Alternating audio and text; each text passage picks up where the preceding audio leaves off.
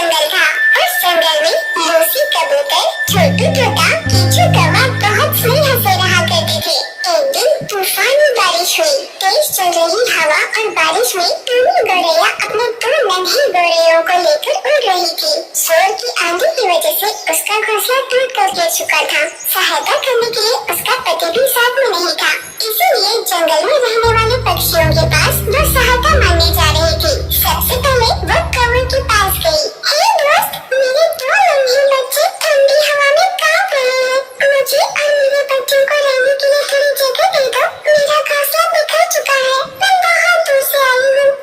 मुझे दोस्त क्यों कह रही हो? पहले तो रिश्ते नाते अच्छे जोड़ लेते हो। तुम कौन हो, कहाँ से आई हो, मुझे पता भी नहीं। हम दोनों एक दूसरे को जानते ही नहीं। मैं तुम्हें रहने की जगह नहीं दे सकती। जाओ यहाँ से। यो उसकी मदद करने से इनकार कर वहाँ से भेज दो।